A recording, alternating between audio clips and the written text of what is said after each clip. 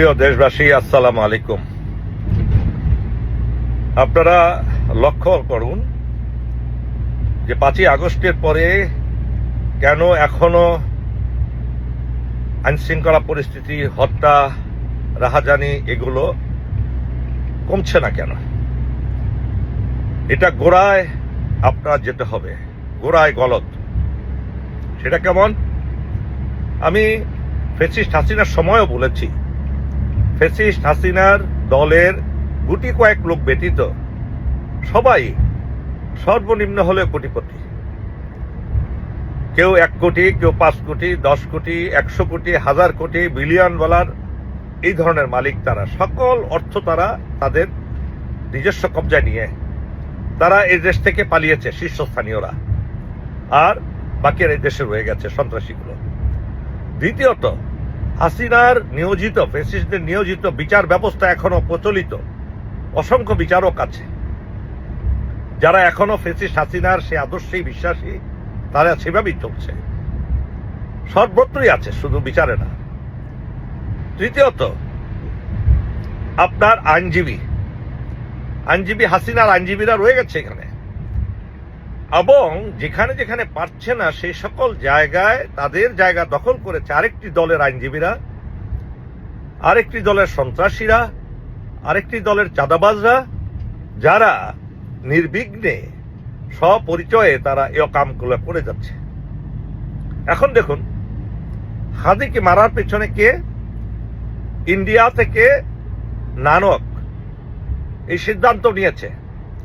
ইন্ডিয়ায় বসে আওয়ামী লীগের নেতারা, ফ্যাসিস্ট নেতারা, তারা সকল হত্যাকাণ্ড পরিচালনা করছে বাংলাদেশে।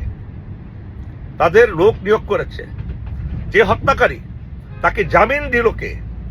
অস্ত্র মামলা, খুনের মামলা, যার বিরুদ্ধে এই জামিনের সাথে যে বিচারক জড়িত, যে আইনজীবীরা জড়িত, তাদেরকে ধরুন, তাদের বিরুদ্ধে অ্যাকশন নিতে বলেন। সে বিচারক কি দেখেন নাই? বিনা অপরাধে মানুষের জেল কাটতেছে, জামিন পায় না। গরিব মানুষগুলো টাকা দিতে পারে না, জামিন পায় না। নির্দোষ মানুষগুলোকে আজকে হাজার হাজার না লক্ষ লক্ষ মানুষকে মামলা দেওয়া হচ্ছে, সেই মামলার জামিন হয় না। আর খুনের আসামিদের জামিন কিভাবে দিয়ে দেন বিচারকরা?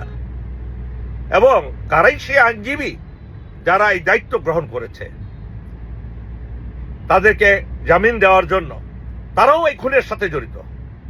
এই আইনজীবী বিচারকরাও এই খুনের সাথে জড়িত। হাজার হাজার নয়, লক্ষ লক্ষ খুনি আছে বাংলাদেশে। তাদেরকে ধরার ব্যবস্থা করুন, তাদেরকে যাতে জামিন না হয়, জেলখানায় থেকে তাদের কাছ থেকে সমস্ত তথ্য উদ্ধার করুন। তাদের কাছে অস্ত্র, গোলা বারুদ সবগুলো দখল করুন, সবগুলো নিয়ে নিন।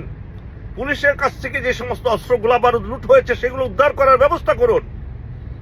এই কাজগুলো না, এবং ইন্ডিয়াকে বলুন, ইন্ডিয়ার সাথে দরকার হয় সম্পর্ক ছেদ করবেন। তারা কেন একটা সাধারণ মানুষ ইন্ডিয়া ঢুকতে গেলে তাকে গুলি করে মারা হয়, প্রতিনিয়ত 2-4 জন করে মারছে, আর এই চোর বাটপার খুনিদেরকে তারা ভিসা ছাড়া বিভিন্ন সহযোগিতা দিয়ে, সমস্ত সহযোগিতা দিয়ে, আর্থিক এবং থাকার জায়গা সবকিছু সুযোগ দিয়ে তাদেরকে লালন পালন করছে, আবার হত্যা করার জন্য বাংলাদেশে পাঠাচ্ছে। হত্যা করে আবার নির্বিঘ্নে তারা সেই দেশে প্রবেশ করছে। এই জায়গায় হাত দিন।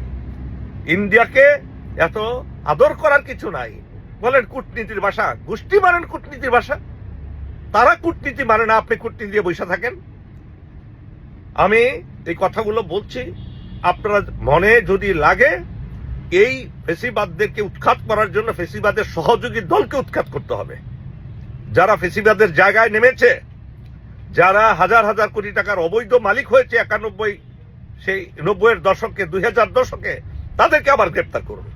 একটাও খুন হবে না। আগামী নির্বাচনে তারা আগেই শুরু করে দিয়েছে অস্ত্রের মহড়া, হত্যা, রাহাজানি, মারামারি, কাটাকাটি, যাতে তারা শক্তি দিয়ে ভোট নিজেরাই নিজেদের টাকা করতে পারে।